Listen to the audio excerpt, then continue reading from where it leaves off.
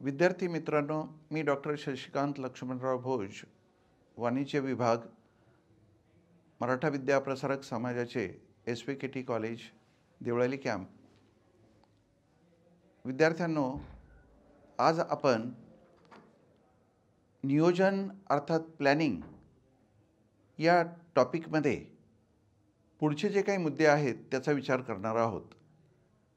या मुद्द्यांना विचारात घेण्यापूर्वी रेफरन्स टू कॉन्टॅक्ट असावा या दृष्टिकोनातून नियोजन म्हणजे काय आहे तर ते आकृतीमध्ये दाखवलेलं आहे की काय करायचं, कोणी करायचं, कोणासाठी करायचं, या सगळ्या प्रश्नांची गोळाबेरीज म्हणजे नियोजन. अर्थात planning is nothing but what to do, when to do, where to do, how much to do, and what to do.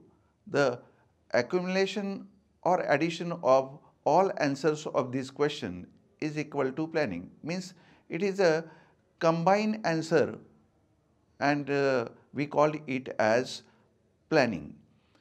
विद्यार्थ्यांनो, काय करायचं, कोणी करायचं, केव्हा करायचं, या सगळ्या प्रश्नांची गोळाबेरीज म्हणजे नियोजन आहे. पण नियोजन ही कन्सेप्ट जी आहे ती काही ठरवण्याची अशी कन्सेप्ट आहे आणि हिचा संदर्भ हा भविष्यकाळाशी लागत असतो असं आपल्याला यातनं लक्षात येईल.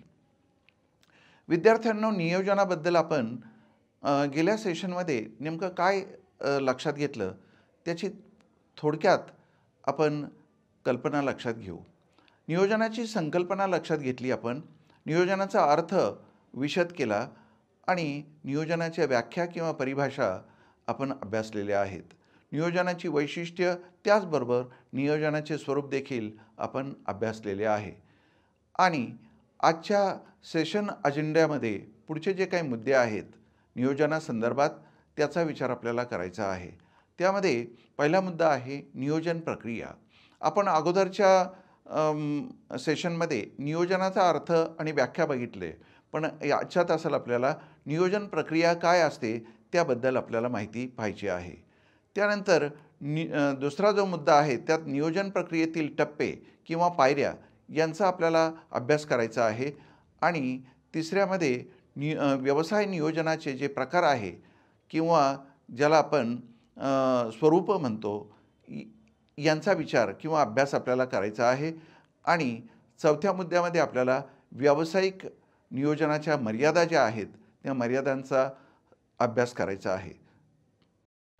विद्यार्थ्यांनो, आजच्या सेशनमध्ये किंवा सत्रामध्ये ज्या अभ्यास आपल्याला करायचे आहे त्या अभ्यासाची उद्दिष्टे साधारणपणे अशा स्वरूपाची आहेत की नियोजन प्रक्रिया नेमकी काय असते ते लक्षात घेणे, नियोजन प्रक्रियेमध्ये कोणकोणत्या पायऱ्या किंवा कोणते टप्पे असतात त्याचा विचार करणे, नियोजनाचे प्रकार किती आहेत आणि नियोजनाच्या मर्यादा कोणकोणत्या आहेत याचा आपल्याला साधारणपणे अभ्यास करायचा आहे. तर ही अभ्यासाची उद्दिष्टे आहेत.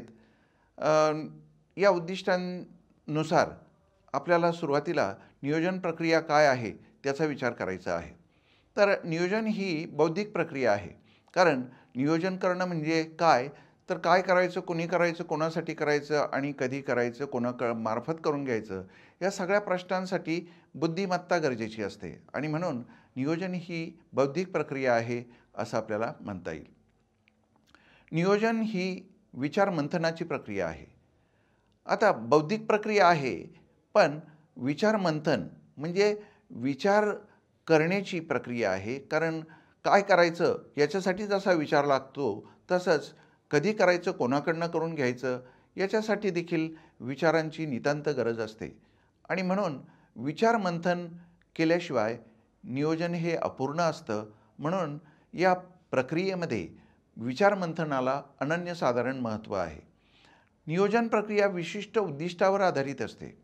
बघा, उद्दिष्टामुळे दिशा प्राप्त होते कोणत्याही कार्याला. मग आपल्याला नियोजन करायचं आहे तर हे नियोजन कोणत्या उद्दिष्टाला डोळ्यासमोर ठेवून करायचं आहे याचा विचार होत असतो. आणि म्हणून नियोजन ही प्रक्रिया ही उद्दिष्टाधीन किंवा उद्दिष्टांवर आधारित असते असं आपल्याला या ठिकाणी सांगता येईल. नियोजन प्रक्रियेचे टप्पे सुव्यवस्थित असतात. आता नियोजनाचे टप्पे किंवा पायऱ्या या जर सुव्यवस्थित असल्या तर नियोजन हे प्रभावीपणे आपल्याला राबवता येऊ शकतं किंवा नियोजन चांगल्या पद्धतीने करता येऊ शकतं. आणि म्हणून जे टप्पे आहेत, ज्या पायऱ्या आहेत, या सुव्यवस्थित जुळवलेल्या असणं गरजेचं आहे, असं आपल्याला या ठिकाणी सांगता येईल. एक टप्पा जरी मागे पुढे झाला, तरीसुद्धा नियोजनामध्ये अडथळे निर्माण होतात आणि म्हणून टप्प्यांचा अनुक्रम हा निश्चित करणं गरजेचं आहे. नियोजन प्रक्रियेचे टप्पे सुव्यवस्थित नसल्यास ते व्यावसायिक नियोजनात गोंधळ निर्माण करतात, ही वस्तुस्थिती आहे, असं आपल्याला या ठिकाणी सांगता येईल. विद्यार्थ्यांनो, आपलं आजच्या अभ्यासाचं दुसरं उद्दिष्ट जे आहे ते नियोजन प्रक्रियेचे टप्पे विचारात घेणे. आता नियोजन प्रक्रियेचे टप्पे किंवा पायऱ्या नेमक्या कोणत्या आहेत, कशा पद्धतीने नियोजनाच्या पूर्णत्वाकडे आपण जाऊ शकतो याचा विचार करण्यासाठी साधारणपणे पहिला मुद्दा जो लक्षात घ्यावा लागतो तो म्हणजे व्यावसायिक उद्दिष्ट निश्चित करणे. आता उद्दिष्टामुळे दिशा निर्माण होते हे आपण आत्ताच बघितलं. आणि नियोजन जर करायचं असेल तर डोळ्यासमोर उद्दिष्ट असणं गरजेचं आहे. उद्दिष्टाविना दिशा नसते आणि दिशा जर नसेल तर काय नियोजन करायचं हे समजत नाही. आणि म्हणूनच उद्दिष्ट अगोदर निश्चित करणं गरजेचं आहे. त्यानंतर गृहीतकांची मांडणी करणे हा दुसरा टप्पा किंवा पायरीचा विचार करावा लागतो. आता गृहीतकांची मांडणी करणे याचा अर्थ आपल्याला, ज्याला इंग्लिशमध्ये आपण हायपोथेसिस असं नामकरण करतो, तर भविष्याविषयी नेमकी काय परिस्थिती असेल या संदर्भात आपण गृहीत मांडतो आणि हे गृहीत हे शक्य असणं गरजेचं आहे. अशक्य गोष्टीविषयी गृहीत मांडणं योग्य नसतं, त्यामुळे नियोजन फसतं. म्हणून शक्य असलेल्या गोष्टींबाबत गृहीत मांडताना परिस्थिती लक्षात घेणं गरजेचं आहे. मांडलेल्या गृहीतकांसंबंधी तथ्य किंवा माहिती संकलित करणे. आता गृहीतकं जी आहेत ही गृहीतकं आपल्याला नंतर टेस्ट करावी लागतात किंवा त्याची पडताळणी करावी लागते. आणि ही पडताळणी करण्यासाठी तथ्य किंवा माहिती संकलित करणं अत्यंत महत्त्वाचा हा टप्पा किंवा पायरी आपल्याला सांगता येईल. कारण माहितीच्या आधारावर किंवा तथ्यांच्या आधारावर आपण गृहीतकं ही कितपत सत्यावर उतरलेली आहे, कितपत खरी ठरलेली आहे याची सहजतेने पडताळणी करू शकतो. त्यानंतरची पायरी आहे उद्दिष्टाप्रत पोहोचण्याच्या पर्यायांचा शोध घेणे. बघा, पहिल्या टप्प्यामध्ये उद्दिष्ट आहे, पण त्या उद्दिष्टांप्रत पोहोचण्यासाठी आपल्याला गृहीतकं तर आपण मांडलेली आहेच, पण त्याची पडताळणी करण्यासाठी माहिती पण संकलित केलेली आहे. पण त्या विशिष्ट दिशेने आपण जात असताना आपल्याला बहुपर्याय असतात आणि या बहुपर्यायांचा किंवा अनेक पर्यायांचा शोध आपल्याला घ्यावा लागतो. हा शोध कशासाठी घ्यायचा? कारण आपल्याला कोणता पर्याय हा अधिक प्रभावी वाटतो, अधिक सोयीचा आणि कमी खर्चिक वाटतो, अधिक आपल्याला फायदेशीर पडणारा, या सगळ्या दृष्टिकोनातून आपण बहुपर्यायांचा शोध घेण्याचा प्रयत्न करतो. तर बहुपर्यायांचा शोध घेणं हा चौथा टप्पा किंवा पायरी आपल्याला लक्षात घ्यावी लागते. एकदा का बहुपर्याय आपल्या डोळ्यासमोर असले तर उपलब्ध पर्यायांचं मूल्यमापन करणं किंवा त्यांची पडताळणी करणं आणि प्रत्येक पर्यायाचे फायदे काय आहेत, तोटे काय आहेत, कोणत्या मर्यादा येऊ शकतात याची साधक-बाधक चर्चा किंवा विचारमंथन करून आपण उपलब्ध पर्यायांचं मूल्यमापन करू शकतो. आता उपलब्ध पर्यायातून योग्य पर्यायाची निवड करण्यासाठी फायदे आणि तोट्यांच्या आधारावर आपल्याला योग्य पर्याय की जो जास्तीत जास्त तुम्हाला उपयोगी पडेल, जास्तीत जास्त फायद्याचा ठरेल आणि त्याच्यामध्ये फारशा अडचणी असणार नाहीत, अशा पर्यायाची निवड आपल्याला करावी लागते. आता एकदा तुमचा पर्याय निश्चित झाला की तुम्हाला योजनेची आखणी करावी लागते. आता योजनेची आखणी करणं याच्यामध्ये समग्रपणा असणं गरजेचं आहे. कारण समग्र आखणी केल्यानंतर तुम्हाला मुख्य योजनेच्या उपयोजना ज्या आहेत या योजना तयार कराव्या लागतात. कारण एक मोठं कार्य करण्यासाठी अनेक छोट्या-छोट्या कार्यांना आपल्याला सामोरं जावं लागतं. मग मोठ्या कार्याची आखणी किंवा नियोजन झाल्यानंतर तुम्हाला उपयोजना तयार कराव्या लागतात. म्हणजे छोट्या-छोट्या कार्यांसाठी पुन्हा ही एक अशा अनेक योजना आपल्याला कराव्या लागतात. या सगळ्या योजनांची गोळाबेरीज म्हणजे मुख्य योजनेची तुम्ही आखणी केली असा त्याचा अर्थ होतो. आता हे सगळं होत असताना अत्यंत महत्त्वाचा जो भाग आहे तो म्हणजे कर्मचाऱ्यांना नियोजन कार्यात सहभागी करून घेणे या टप्प्यावर आपण आपलं लक्ष केंद्रित करायचं आहे. याचं कारण असं की कर्मचारी हे प्रत्यक्ष कार्य करत असतात आणि त्यांना नियोजन कार्यात जर सहभागी करून घेतलं तर त्यांच्या अनुभवाचा फायदा होऊन नियोजन कार्य अधिक प्रभावी होऊ शकतं आणि म्हणून या टप्प्यामध्ये कर्मचाऱ्यांच्या दीर्घ अनुभवाचा आपल्याला या ठिकाणी फायदा करून घेता येत असतो. त्यानंतर अंदाजपत्रकाची आखणी करणे. अंदाजपत्रक हे पैशाविना काहीही होत नसतं आणि म्हणून आगामी मुख्य योजनेसाठी आणि उपयोजनांसाठी नेमका किती खर्च लागेल आणि तो खर्च कशा पद्धतीने आपल्याला या खर्चाची पूर्तता करता येऊ शकेल. म्हणजेच येणारी आर्थिक साधनं आणि ज्या माध्यमातून आपल्याला खर्च करायचा आहे ते मुद्दे यांचा सांगोपांग विचार करून रुपया कसा येईल आणि रुपया कसा जाईल याची शास्त्रशुद्ध मांडणी म्हणजे अंदाजपत्रक. आणि ह्या अंदाजपत्रकाची आखणी हे एक कौशल्याचं काम आहे, एक अनुभवाचं काम आहे, एक बुद्धिमत्तेचं काम आहे, एक विचार मंथनाचं काम आहे असं आपल्याला या ठिकाणी सांगता येईल. विद्यार्थ्यांनो, आपल्याला नियोजन प्रक्रियेचे टप्पे लक्षात घेतल्यानंतर दुसऱ्या मुद्द्याकडे वळावं लागतं आणि तो मुद्दा म्हणजे नियोजनाचे प्रकार अभ्यासणे. आपल्याला साधारणपणे नियोजनाचे प्रकार पाहत असताना अभ्यासाच्या सोयीसाठी आपण विशिष्ट आधार घेऊन जर या प्रकारांचा अभ्यास केला तर निश्चितच आपल्याला हे सगळे मुद्दे लक्षात ठेवण्यासाठी फार उपयोग होणार आहे.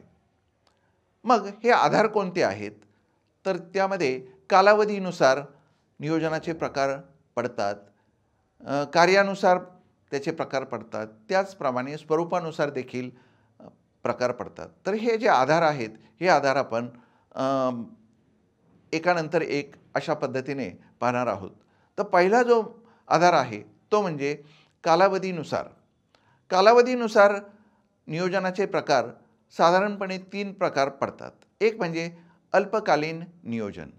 मग अल्पकालीन नियोजन याच्यातच अर्थ सामावलेला आहे. आपल्याला स्पष्टीकरण करायला त्याचं जे काही हेडिंग आहे हे उपयुक्त पडणार आहे. त्याचं शीर्षक आपल्याला सूचित करतं की हे नियोजन हे अत्यंत छोट्या कालावधीसाठी आपल्याला करावं लागतं.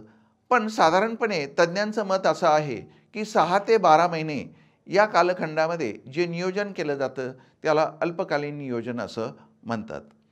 आता दीर्घकालीन नियोजनाच्या बाबतीत त्यांनी जो कालखंड दिलेला आहे तो म्हणजे 5 वर्ष किंवा 5 वर्षापेक्षा अधिक काळासाठी जे नियोजन केलं जातं त्याला दीर्घकालीन नियोजन असं म्हटलेलं आहे. मध्यमकालीन नियोजन म्हणजे अल्पकालीन नियोजन आणि दीर्घकालीन नियोजन यातला सुवर्ण मध्य म्हणजे मध्यमकालीन नियोजन असं म्हणता येईल. तर याचा कालखंड तज्ज्ञांच्या मतानुसार 3 ते 5 वर्ष असा घेतलेला आहे. कालावधीनुसार नियोजनाचे प्रकार लक्षात घेतल्यानंतर कार्यानुसार आपल्याला नियोजनाचे प्रकार लक्षात घेता येतील. यामध्ये सामग्री नियोजन म्हणजेच उत्पादन करण्यासाठी जो कच्चा माल आवश्यक असतो हा कच्चा माल कुठून आणायचा, कोणत्या पुरवठादाराकडून तो मिळवायचा, त्याची किंमत काय असणार आहे, एकूण किती आपल्याला कच्चा माल लागणार आहे आणि साधारणपणे हा कच्चा माल आपल्याला रोखीत मिळणार आहे की उधारीत मिळणार आहे, या सगळ्या प्रश्नांची गोळाबेरीज ही सामग्री नियोजनामध्ये येत असते असं आपल्याला सांगता येईल. म्हणजेच उत्पादनासाठी आवश्यक असणारी सामग्री ही कशी आणि कुठून आणि केव्हा आणि किती रकमेत मिळवायची आहे, या संदर्भात जे नियोजन केलं जातं त्याला सामग्री नियोजन असं आपण म्हणतो. उत्पादन नियोजनाच्या बाबतीत आपल्याला जो दुसरा प्रकार दिलेला आहे, त्यानुसार उत्पादन कुठे घ्यायचं, कोणी कोणते लोकं त्याच्यामध्ये आपण समाविष्ट करून घेणार आहात, प्रत्येकाला काय काम आपण देणार आहे, त्याचं वेळापत्रक काय असणार आहे आणि दर दिवसाला किती उत्पादन अपेक्षित आहे, प्रत्यक्षात ते नियोजन किती होईल, प्रत्यक्षात ते उत्पादन किती होईल, हे नंतरचा घटक झाला. पण दर दिवसाला आपल्याला किती उत्पादन झालं पाहिजे या संदर्भाचं नियोजन हे उत्पादन नियोजनामध्ये लक्षात घेतलं जात असतं. विक्री नियोजनाच्या बाबतीत आपल्याला असं सांगता येईल की विक्री करण्यासाठी कोणते भूप्रदेश निवडायचे, विक्री करत असताना कोणत्या विक्रय योजना राबवायच्या, विक्रेते कोणते असतील आणि त्यांना विक्रीचं टार्गेट किंवा जो काही कोटा दिला असेल, जे काही ज्याला आपण एक निश्चित असं उद्दिष्ट दिलं असेल, हे कितपत असेल या संदर्भात सगळं जे काही विचारमंथनाची प्रक्रिया राबवली जाते त्याला विक्री नियोजन असं आपण म्हणतो. वित्तीय नियोजनाच्या बाबतीत आपल्याला असं म्हणता येईल की जेव्हा संपूर्ण संघटनेसाठी किती पैसा लागेल आणि तो कसा उभारायचा आणि कसा त्याचा विनियोग करायचा या संदर्भात जो विचार कागदावर मांडला जातो त्याला वित्तीय नियोजन असं म्हणतात. स्वरूपानुसार जेव्हा आपण नियोजनाचे प्रकार पाहतो तेव्हा त्याचे 4 प्रकार मुख्यतः आपण लक्षात घेत असतो. यामध्ये मुख्य नियोजन म्हणजे प्रधान नियोजन त्याला आपण म्हणतो. या मुख्य नियोजनामध्ये समग्र असा नियोजनाचा भाग आपण विचारात घेत असतो. मुख्य नियोजन हे नावाप्रमाणेच याच्यामध्ये सगळ्या गोष्टींना सारासार विचार करून लक्षात घेतलं जात असतं आणि या गोष्टींची पूर्तता कशी आपल्याला करता येईल याचा देखील विचार केला जात असतो. दुसरं जे आहे ते म्हणजे औपचारिक आणि अनौपचारिक नियोजन. औपचारिक नियोजन हे योजना जेव्हा कागदावर लिहिल्या जातात किंवा टाईप केल्या जातात तेव्हा या योजनांना औपचारिक नियोजन असं म्हटलेलं आहे. आणि जेव्हा योजना ही फक्त विचाराधीन असते तेव्हा त्याला अनौपचारिक नियोजन असं म्हणतात. अनौपचारिक नियोजन ही औपचारिक नियोजनाची पहिली पायरी आहे असं म्हटलं तर वावगं होणार नाही. तिसरा जो प्रकार आहे तो आर्थिक आणि आर्थिकेतर नियोजन. आता आर्थिक नियोजन म्हणजे आलेला पैसा कशा पद्धतीने विनियोग त्याचा करायचा, म्हणजे येणारी बाजू, पैसा येणारी बाजू आणि पैसा जाणारी बाजू म्हणजे विनियोग होणारी बाजू, अशा दोन्ही बाजू जेव्हा कागदावर व्यवस्थितरित्या विचार करून मांडल्या जातात तेव्हा त्याला आर्थिक नियोजन असं म्हणतात. आर्थिक नियोजन यालाच आपण आर्थिक संकल्प असं सुद्धा म्हणू शकतो, कारण संकल्प हा नियोजनाचा एक भाग असतो. फक्त संकल्पामध्ये आकडेवारी असते आणि आर्थिक नियोजनामध्ये आकडेवारीबरोबर इतर माहिती देखील, काय करायचं, कोणी करायचं, कोणासाठी करायचं याच्या संदर्भाची माहिती देखील त्या ठिकाणी असते. त्यानंतर आर्थिकेतर नियोजन. आर्थिकेतर नियोजन याचा अर्थ आर्थिक बाजू सोडून इतर बाजूंसाठी जे नियोजन केलं जातं त्याला आर्थिकेतर नियोजन असं आपल्याला म्हणता येईल. म्हणजेच व्यवसाय संघटनेमध्ये प्रत्येक कार्य हे आर्थिकच असतं असं नाही, काही कार्य आर्थिकेतर देखील असतात. तर त्याच्यासाठी जे नियोजन केलं जातं त्याला आर्थिकेतर नियोजन असं म्हणतात. त्यानंतर कायम नियोजन. आता कायम नियोजन या शब्दातच अर्थ समाविष्ट झालेला आहे आणि तो म्हणजे हे नियोजन हे स्थायी स्वरूपाचं असतं.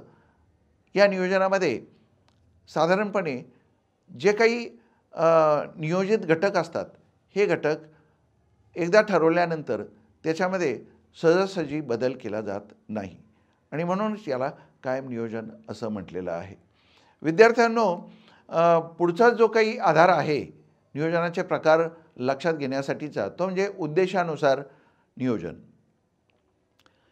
त्यात पहिला जो प्रकार आहे ते म्हणजे व्याप्त नियोजन. व्याप्त नियोजन याचा अर्थ समग्र नियोजन किंवा ज्याची व्याप्ती मोठी आहे अशा पद्धतीचं नियोजन. याच्यामध्ये व्यवसाय संघटनेच्या सर्व बाजूंना लक्षात घेतलं जातं. नंतरचं आहे सामान्य नियोजन. आता सामान्य नियोजन यालाच इंग्लिशमध्ये जनरल प्लॅनिंग असं म्हटलेलं आहे. म्हणजे इतीपासून अथपासून इतीपर्यंत जे काही नियोजनाचे आपण प्रकार लक्षात घेतोय यांना समग्रपणे लक्षात घेतलं जातं, म्हणून याला सामान्य नियोजन किंवा जनरल प्लॅनिंग असं म्हटलेलं आहे. त्यानंतर तिसरं आहे भौतिक नियोजन.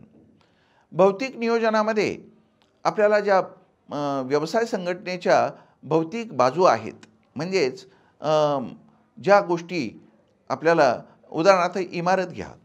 इमारत जर कन्स्ट्रक्शन तुम्हाला वाढवायचं असेल तर ते कसं वाढवायचं, त्याला किती खर्च येईल आणि साधारणपणे किती त्याच्यामध्ये विभाग आपल्याला त्याची मांडणी करता येईल, कशा पद्धतीने सोयी असतील, या संदर्भाचं जे नियोजन केलं जातं. आपल्या व्यवसाय संघटनेचा परिसर कसा असेल या संदर्भात जे नियोजन करायचं आहे त्या नियोजनाला भौतिक नियोजन असं म्हणतो. याच्यामध्ये भौतिक परिस्थिती ही प्रामुख्याने विचारात घेऊन नियोजन केलं जातं, म्हणून याला भौतिक नियोजन असं म्हणतात. त्यानंतर कार्यात्मक नियोजन. कार्यात्मक नियोजन याच्यामध्ये विशिष्ट कार्य लक्षात घेतली जातात. एक विशिष्ट कार्य आणि त्या कार्यावरच जास्तीत जास्त प्रकाश टाकून नियोजन केलं जातं, म्हणून याला कार्यात्मक नियोजन असं म्हटलं जातं. त्यानंतर कार्यक्षेत्रानुसार नियोजनाचे प्रकार. त्यामध्ये सर्वकष नियोजन. सर्वकष नियोजन याचा अर्थ हे व्याप्त नियोजन आहे. याच्यामध्ये सगळ्या गोष्टींना आपण लक्षात घेतो आणि म्हणून याला सर्वकष नियोजन असं म्हटलेलं आहे. आणि दुसरा प्रकार जो आहे विशिष्ट उद्दिष्टाधीन नियोजन. विशिष्ट उद्दिष्टच फक्त डोळ्यासमोर ठेवून जे नियोजन केलं जातं त्याला विशिष्ट उद्दिष्टाधीन नियोजन असं म्हटलेलं आहे. उदाहरणार्थ व्यापारी बँका असतात. या व्यापारी बँकांना ठेवी गोळा करायच्या असतात आणि विशिष्ट मुदतीमध्ये आपल्याला काही कोटींचा पल्ला पार करायचा आहे असं उद्दिष्ट जेव्हा डोळ्यासमोर ठेवलं जातं तेव्हा त्या उद्दिष्टाप्रत पोहोचण्यासाठी जे जे काही प्रयत्न हे अधोरेखित केले जातात त्याला विशिष्ट उद्दिष्टाधीन नियोजन असं म्हणतात, असं आपल्याला या ठिकाणी सांगता येईल. विद्यार्थ्यांनो, सहावा जो काही आधार आहे नियोजनाचे प्रकार अभ्यासण्याचा तो म्हणजे संसाधनानुसार नियोजन. आपल्याला माहिती आहे उत्पादनाची जी साधनं आहेत, संसाधनं आहेत, त्यानुसार सुद्धा त्यांचं सुद्धा नियोजन करावं लागतं आपल्याला. त्यामध्ये मनुष्यबळ नियोजन हा प्रकार आपल्याला लक्षात घ्यावा लागतो. मनुष्यबळ नियोजन हा जो प्रकार आहे हा सर्व परिचित आहे. याला मॅनपॉवर प्लॅनिंग असं म्हणतात. म्हणजेच संघटनात्मक प्रत्येक कार्य पूर्ण करण्यासाठी कोणतं मनुष्यबळ लागेल, कौशल्य मनुष्यबळ, अकौशल्य मनुष्यबळ, बौद्धिक मनुष्यबळ, म्हणजेच intelligent manpower, skill manpower, unskilled manpower, अशा पद्धतीचे कामं करण्यासाठी या लोकांची आपल्याला आवश्यकता असते. आणि मग हे मनुष्यबळ आपल्याला कुठून, केव्हा आणि कधी उपलब्ध होईल या संदर्भाचं जे नियोजन आहे ते नियोजन आपल्याला लक्षात घ्यावं लागतो. फक्त मनुष्यबळ कुठून मिळेल एवढाच याच्यामध्ये उद्देश नसतो, तर उपलब्ध झालेलं मनुष्यबळ हे आपल्याला कुठे कुठे गुंतवता येतील, जेणेकरून जास्तीत जास्त व्यावसायिक प्रभाव आपल्याला प्राप्त करून घेता येईल आणि जास्तीत जास्त फायदा आपल्याला मिळवता येईल. या दृष्टिकोनातून मनुष्यबळाला महत्त्वाचं स्थान आहे आणि याचं एक वैशिष्ट्य देखील आहे.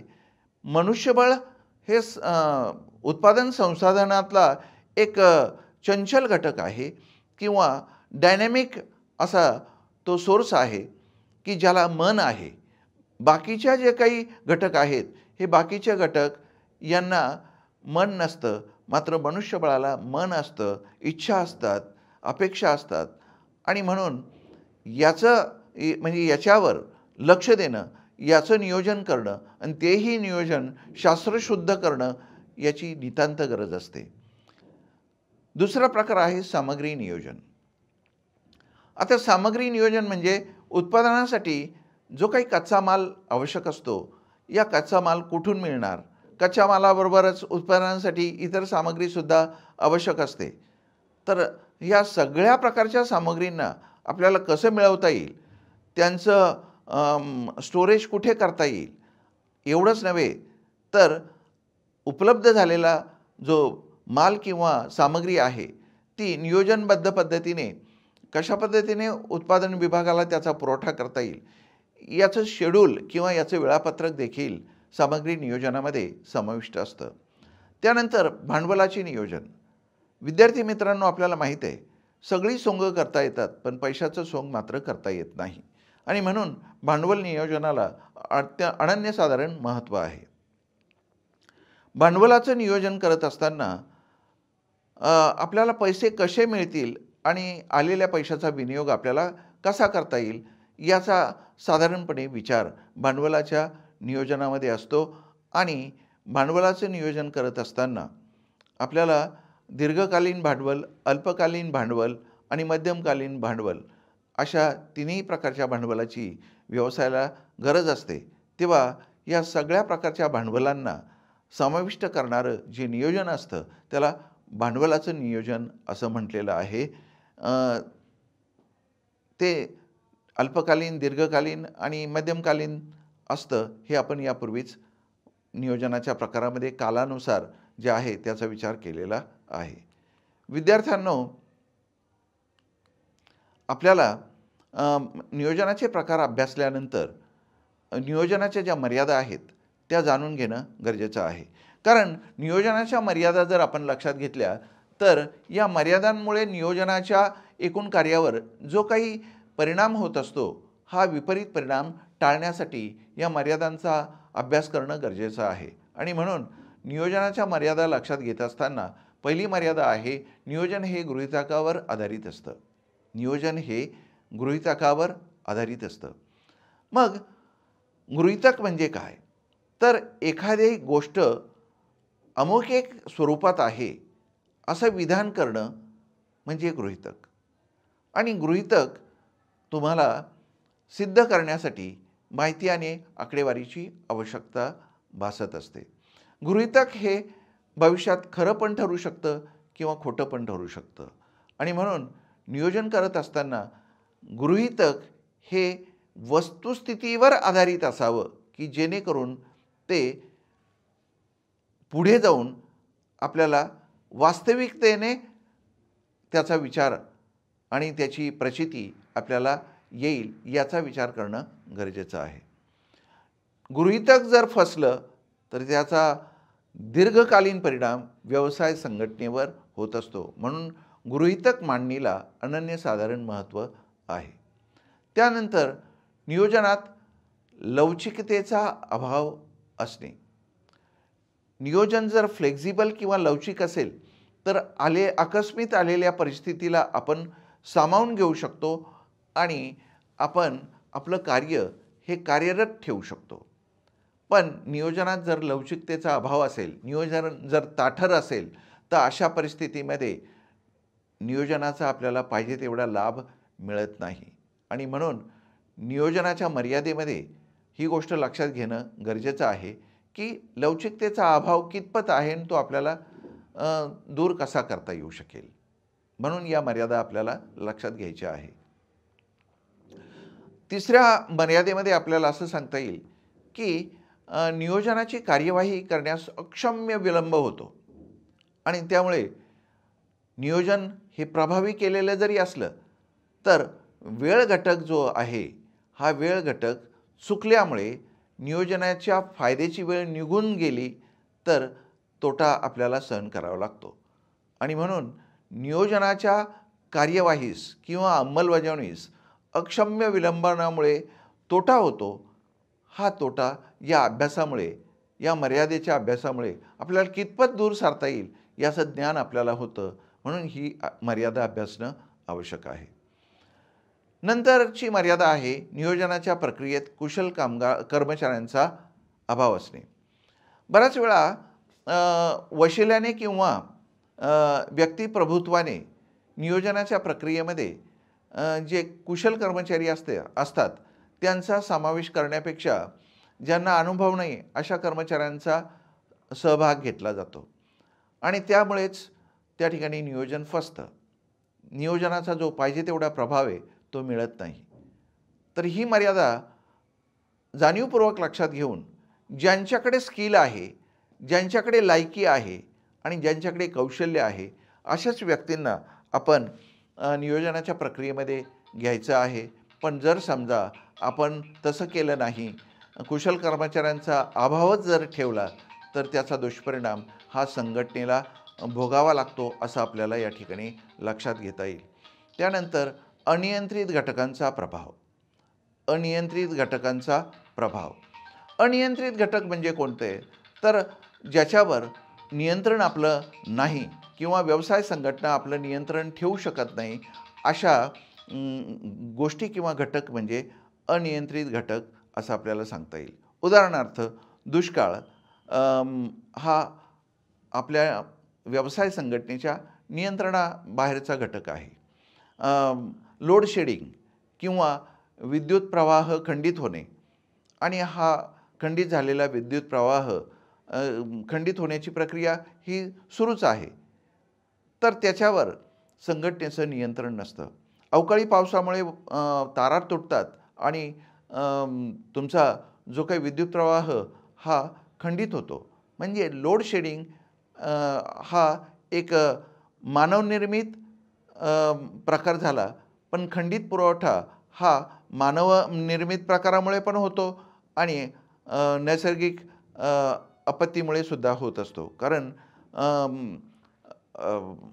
पाऊस आणि वादळ यांचा जर प्रादुर्भाव झाला तर विद्युत वाहिन्या ज्या असतात त्या तुटतात आणि त्यामुळे विद्युत प्रवाह खंडित होतो. या सगळ्या घटकांना आपण नियंत्रित करू शकत नाही. म्हणून अनियंत्रित घटकांचा प्रभाव जर झाला तर आपण केलेल्या नियोजनाचा पाहिजे तेवढा प्रभाव आपल्याला साधता येत नाही आणि मग आपण नेमकं काय करायचं, याच्यावर कशा पद्धतीने इलाज करायचा याचा हा पुढचा टप्पा आपल्या विचाराधीन होतो असं आपल्याला सांगता येईल.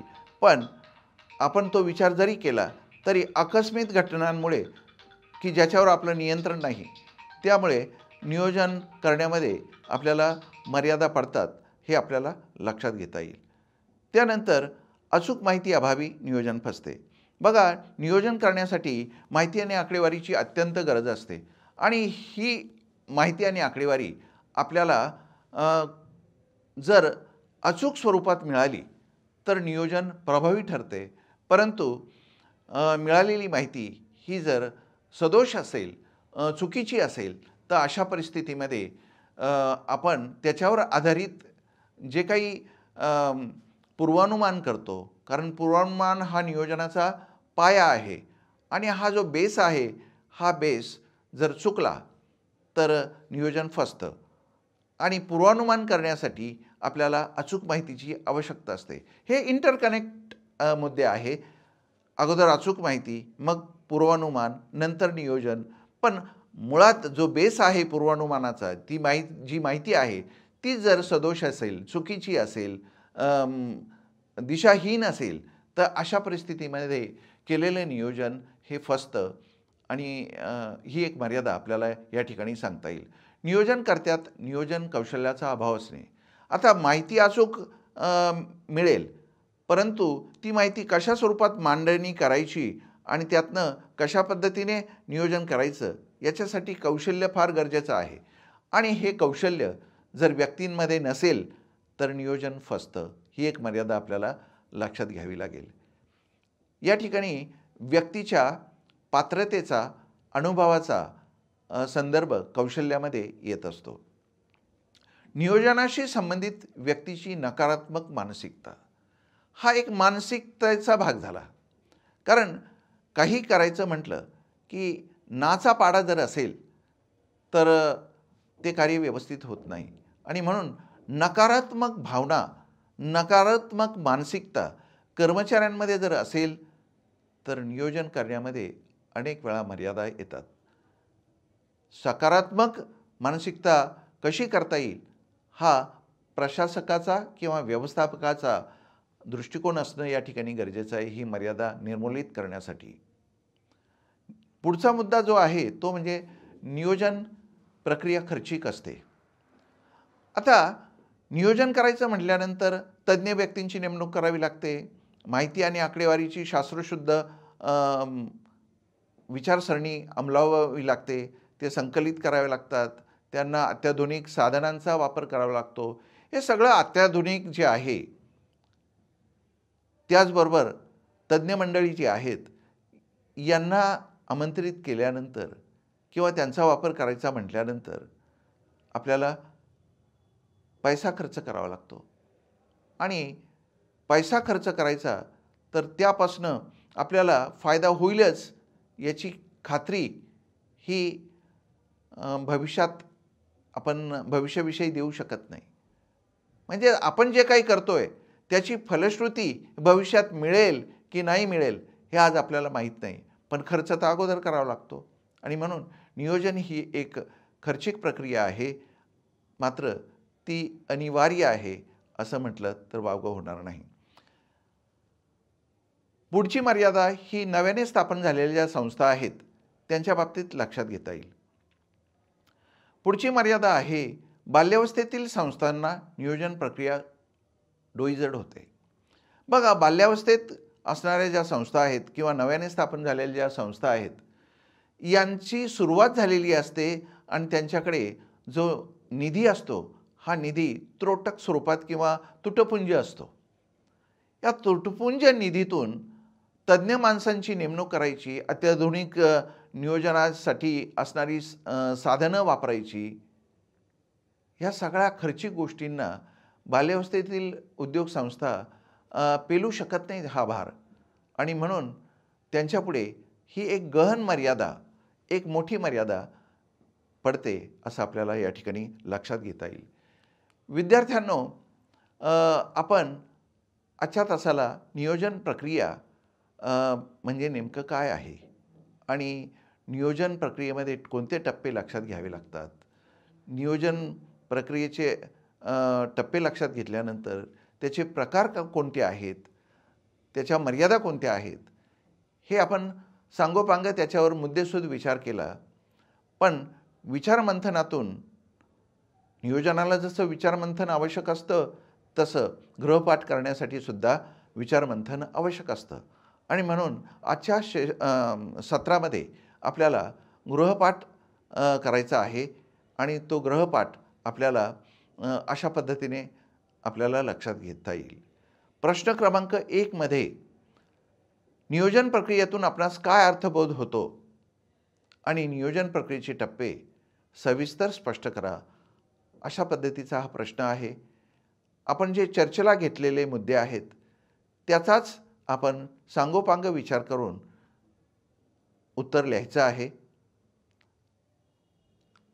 दुसऱ्या असाइनमेंटमध्ये किंवा दुसऱ्या प्रश्नामध्ये नियोजनाचे प्रकार आणि नियोजनाच्या मर्यादा सविस्तर स्पष्ट करायला सांगितलेलं आहे.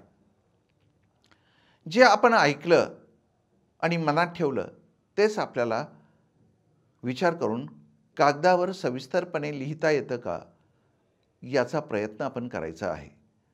आणि हा प्रयत्न कायमस्वरूपी आपण जर ठेवला तर प्रत्येक कामामध्ये आपल्याला यश मिळाल्याशिवाय राहणार नाही, असं खात्रीने आपल्याला सांगता येईल.